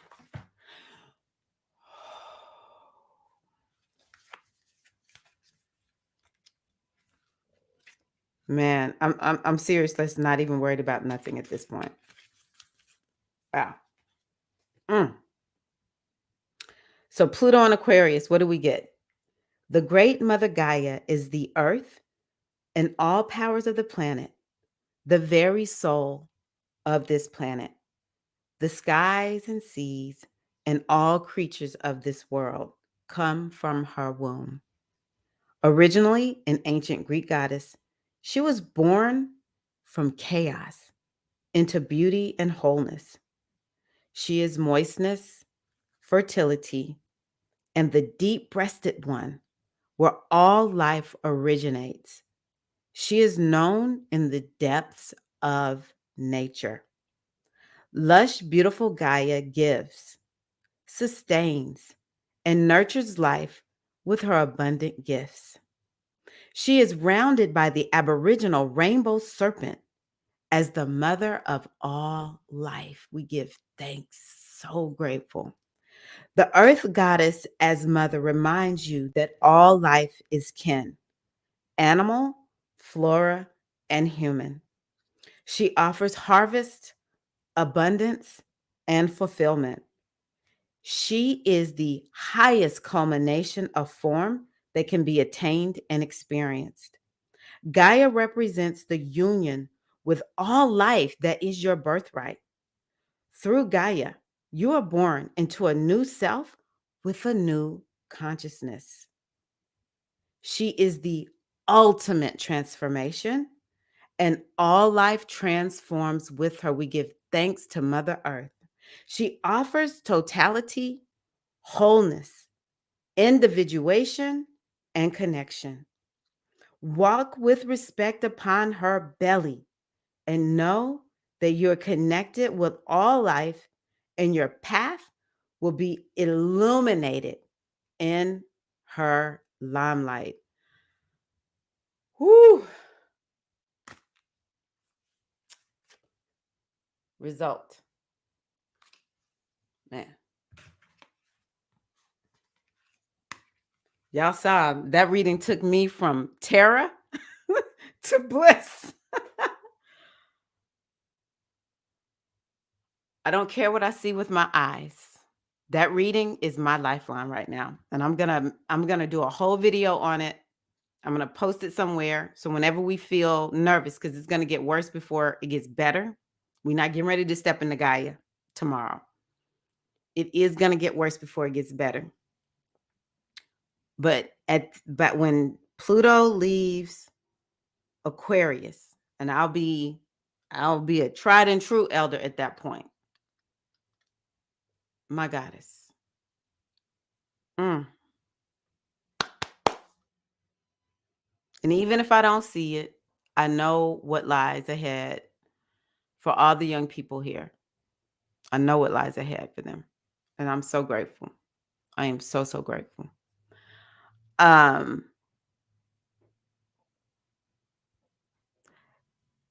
back to Natasha when she said ground, I was thinking about that as I was reading the reading. So I think it's really important for us with Pluto. So for Aquarius has, I don't know why I think Aquarius has Virgo. Why am I trying to guess? Virgo on the 8th house. Yep. And the reason I know this is because my husband is an Aquarius rising and he freaking loves going outdoors. It's just so healing for him. So I just encourage everybody, especially with the nodes of the moon being in Taurus right now, there is this focus on the earth because Taurus is the earth. So I just encourage you to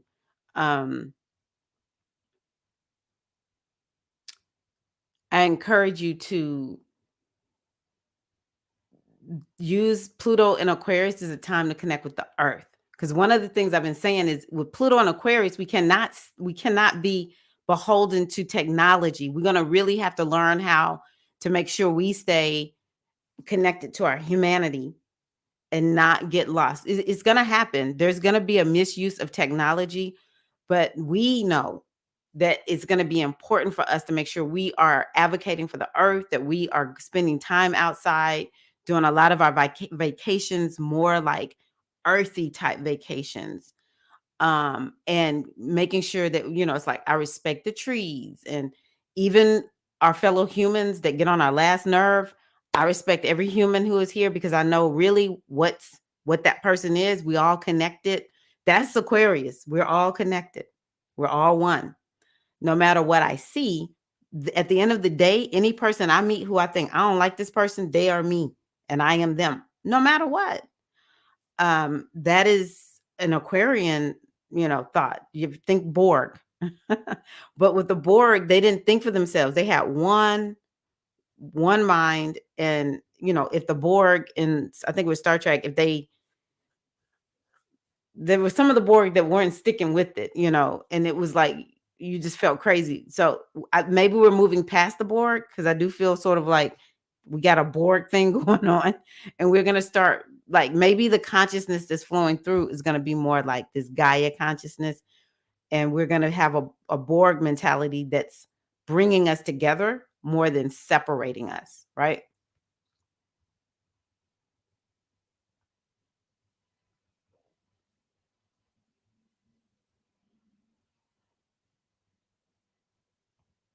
The moving energy is real. It's even shaking me while I sleep. And I know you've been talking about moving, Diza, so I can believe that.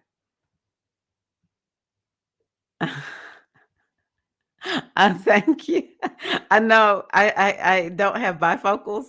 I refuse to wear bifocals because it messed up my vision to have I forgot what they're called, but it's like you had 3 different ways of seeing in your lens, and it made my eyes worse. And so once I got new glasses, I said, I don't even want bifocals. And so yeah, here we go. Sage Tyra. Thank you for that, Diza.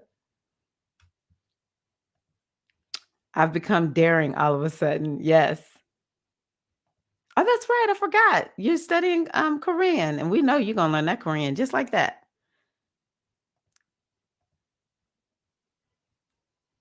Mm. Oh my gosh. Diza's on TikTok. Go, Diza. And Tyra, that right there was spirit literally saying to us, everything is good. The human race is working towards it's coming, is going to come into fruition. Yes, it might be tough, but it's gonna happen. Yes. Yes, Queen T. Yes. You said it extremely well.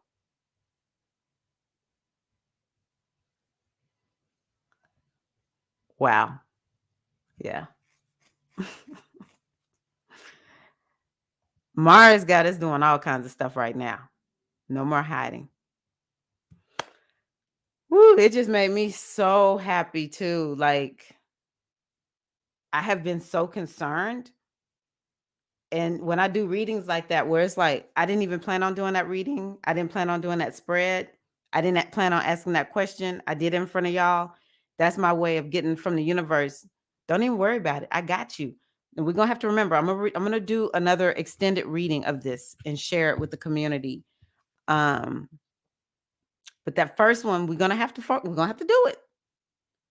We got to get to this level of balance, harmony, and making sure that we what we show up and do is working for the collective. Even if it seems like there's part of the collective that doesn't want to share and don't want to do anything for the people, we are going to be we have to carry that vibration. And it's just like the power of one, I think it is.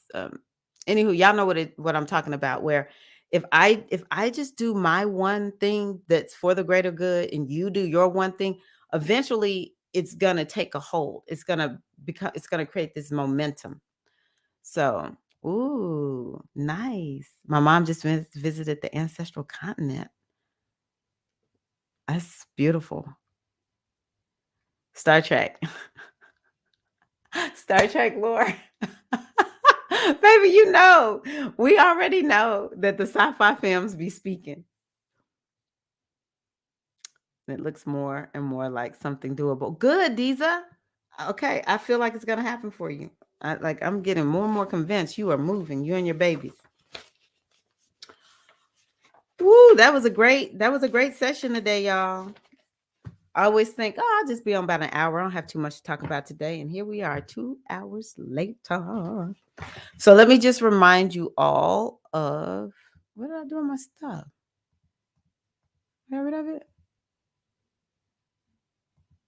Um, man, my stomach is like really. I I am really struggling. I really struggle when I go to out of the country.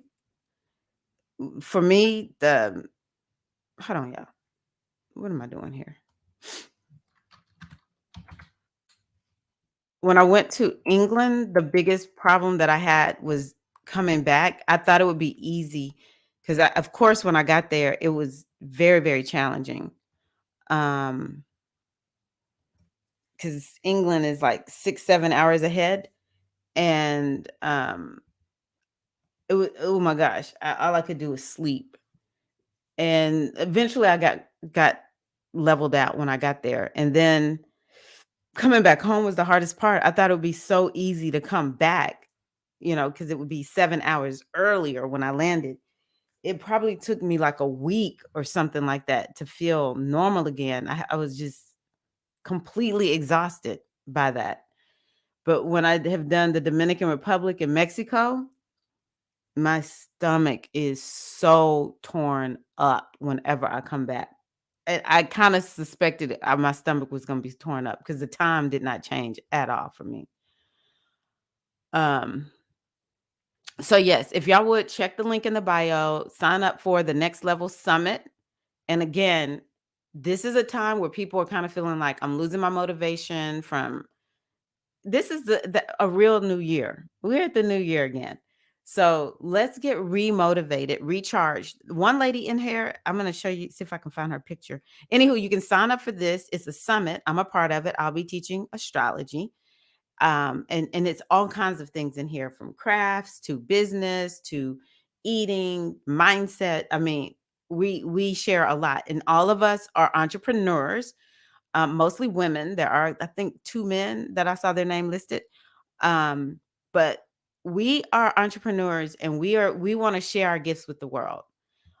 This summit is hosted by Faith, and this is very Aquarius now that I think about it. She's like, I'm gonna bring you all together. I know she talks about neurodivergence. This lady is very much into homesteading. I don't know everybody well. Let me see. What's another one that I really liked? Oh, we have 2 empty nesters. Or once you get to 50. I want to show y'all Joanna.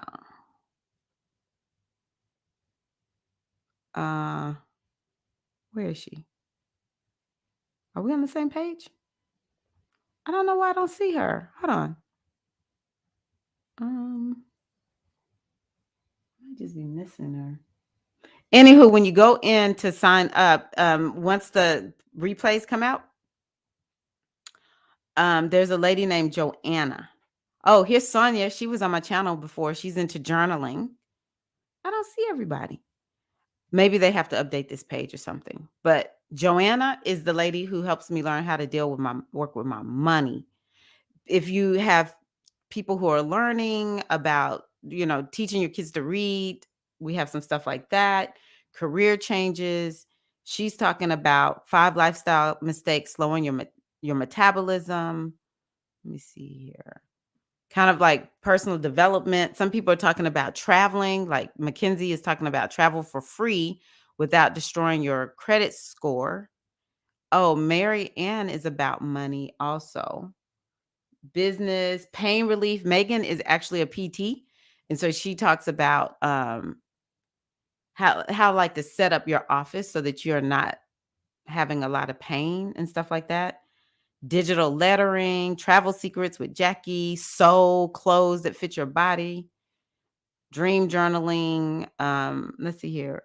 Meals, planning the meals, giving some life to your ledges, transforming your home into a fun expression of style. So you can see it's a blending of all types of topics. I want to say all of the combined amounts for all that we have done, put into this summit is $3,000 or something like that. If you love this, then you can buy it for $49. Just go through my link because I'm an affiliate, which doesn't change any price for you, but I will make money if y'all decide to buy this. And this is Faith, which a lot of y'all have heard me talk about Faith. Her coaching has just been is really the reason why I'm here doing what I'm doing. I have a lot of coaches that I've used. Don't get me wrong. I love all my coaches. I'm very, very much about giving credit and honor. And there has not just been one, but Faith is one of the top ones.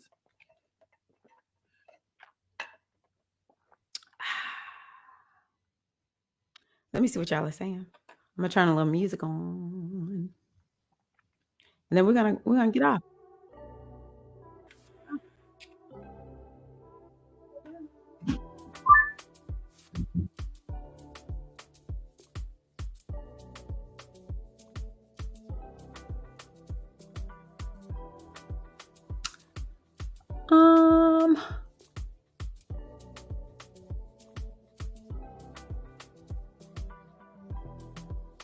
Yes, I'm a firm believer in bettering myself with the collective. I love that. So happy to hear that, Johnny J.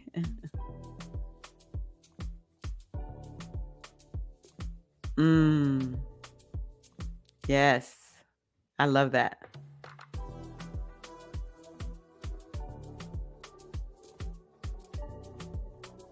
Yeah, it's something about coming back that really got me too. Queen T. They do. Ah, thank you. I appreciate you. Yeah, it's like my stomach cramps up or something, but I think it's a little bit better today. Mhm. Beautiful. You're welcome. Hey, how are you, Joan? Cali, Columbia. So look, y'all see this? Brooks travels the world. I don't know if you post content, but you might want to check Brooks Travels the World, because when I first met Joan, she was not traveling the world, if I remember correctly. And now she is. How long have you been in Colombia? I don't know if you were there the last time we connected. I saw you on here, Joan. You're welcome, Natasha. It's such an honor. Like today, I feel so good. I feel so good. Well, thank you all so much. Okay, she'll start posting soon. Beautiful. So y'all follow her channel for whenever she does start posting. Make sure, I've been noticing Mystic Storm Spirituality has been posting quite a bit of content here lately. So make sure you go and check out her. Yeah. Diza, are you on? Y'all can probably find her as Diza on, because typically that's the name you're going to see for her on TikTok. Where are y'all? We're going to keep it in the queendom. Okay. We're going to support the queendom. That's what we do as women. Okay. Okay, let's see here. I think that's it. Happy new moon in Aries. This has been beautiful. Y'all see I have on my red. It's a little toned down red, but it's definitely red. Get your fire going. Okay, I had one candle burning. I got to light a new one. I burn a candle during the whole new moon phase and the full moon phase. Burn it as much as I can. I'll burn a candle.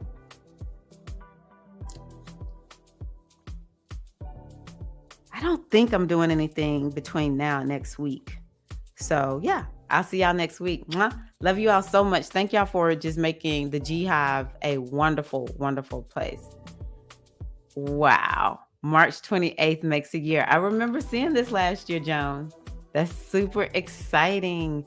So now, because Colombia is one of the places I want to visit, I know I can come down there and possibly meet you. Thank you. Love you. I appreciate you. Yes. All right, queens. Y'all have a good one. This was wonderful.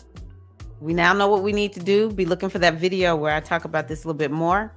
It'll come out maybe in the next week or so. So, all right. I appreciate y'all all so much. Love you and have a wonderful rest of this new moon.